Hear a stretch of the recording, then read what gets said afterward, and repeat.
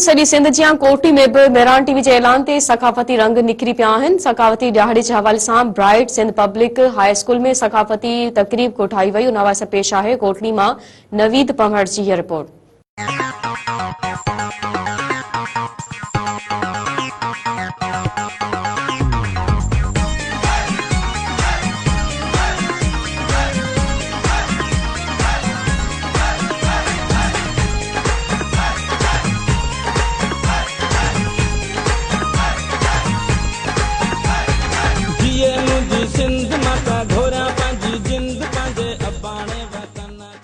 जी बिल्कुल नाज़रीन, कोटली के ब्राइट सिंध फाउंडेशन स्कूल में मजहबी भाईचारो सिंधु असांजी मैशियत जे सिरे हेठि सकाफती ॾियारे जूं जेके तयारियूं शुरू थियूं आहिनि, हिन वक़्तु हिकु पुरवकार तकरीब कोठाई वई आहे जंहिंमें ॿारनि सकाफती वेश पाए क़ौमी गीतनि ते रक़्स कयो आहे। अचो त ॿारनि ऐं मौजूद उस्तादनि वालिदनि सां ॻाल्हि ॿोल कंदासीं, उन्हनि जो छा चवणु आहे। मेहरान टीवी वारनि जो उनवान आहे मज़हबी भाईचारो असांजी सकाफ़त सिंधु दरिया असांजी मुइशत। इन टॉपिक ते मुख़्तलिफ़ ॿारनि स्पीचिस पेश कयूं आहिनि ऐं मुख़्तलिफ़ ॿारनि टेबलोस पेश कया आहिनि। ॿारनि अॼु सकाफ़ती इन प्रोग्राम में bright Sindh public high school Kotli जे तमामु ई जोश ऐं खरोश सां हिसो वठी रहिया आहिनि ऐं तमामु ई पुरजोश आहिनि। ॿारनि मुख़्तलिफ़ सकाफ़ती लिबास पहिरे हिन प्रोग्राम में शिरकत कई आहे। मेहरान टीवी वारनि खे जस हुजे जिन हेतिरो तमामु ज़बरदस्त उनवान जेको सिंध जी हलंदड़ सूरत हाल ते आहे ऐं उन तहत सकाफ़ती ॾियारो 1 डिसंबर ते मल्हाइण जो ऐलान कयो आहे। रोज़ ॼमंदा देश जी आज़ादी लाइ अज़र दोदा हलंदा, नई लाट वारींदुसि पंहिंजा हक़ वारींदुसि, हारी सर वतन सां कयल कोल फारींदुसि। जीए सिंध।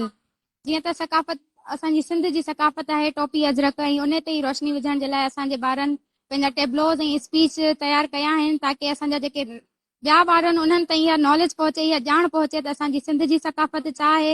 इंशाअल्लाह फर्स्ट जनवरी में पुरजोश सां मल्हाईंदासीं ऐं मतिलबु पाण असां ॿुधाईंदासीं त असां पुरजोश आहियूं ऐं मतिलबु पंहिंजे हक़नि ते धाड़ो हणण न छॾींदासीं। कंहिं बि सूरत में असांजे मतिलबु हीअ हक़ आहे, कॾहिं बि कोन छॾींदासीं। पाणी असां सिंध आहे कल्चरल ते पागणी वग़ैरह निमलंदो त असीं मतिलबु कीअं सर्वाइव कंदासीं ऐं कीअं हिते मौजूद वालिदनि जी तव्हां ॻाल्हि ॿुधी हिननि जो इहो ई चवणु आहे त मज़हबी भाईचारो सिंध दरिया असांजी मैशियत जे सिरे हेठि 1 दिसंबर ते पुरजोर मल्हायो वेंदो। कैमरा टीम सां गॾु नवीद पंवर, मेहरान टीवी कोटली। नमा जोर जो गुलाम नमा साले जो गुलाम नको सस खंडया नको सोहरे खंडया मात चितो माणू ॾाढो डिंगो माणू। घर में पंहिंजो रोब ॾेखारियां वेठो आंगुरियुनि ते मां पंहिंजी साल नचा।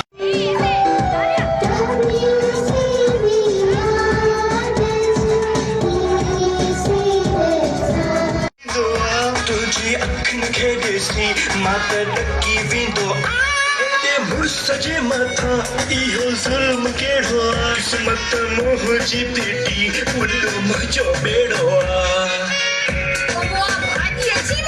हाँ अची वई उॾो मुंहिंजो बेड़ो आहे। तरजी विया उॾो मुंहिंजो बेड़ो आहे।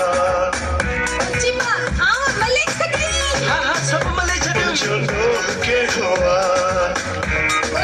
झाड़ू पोछो थी वियो। हाँ ॿई थी विया उॾो मुंहिंजो बेड़ो आहे।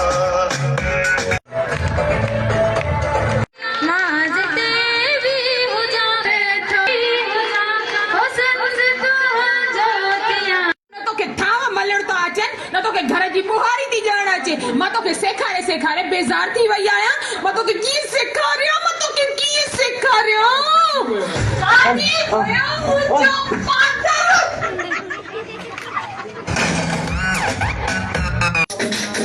मुंहिंजो जमाल जतन सां मुंहिंजो जमाल सिंध सां लाल जी मेरो सोना लतीफ़ जो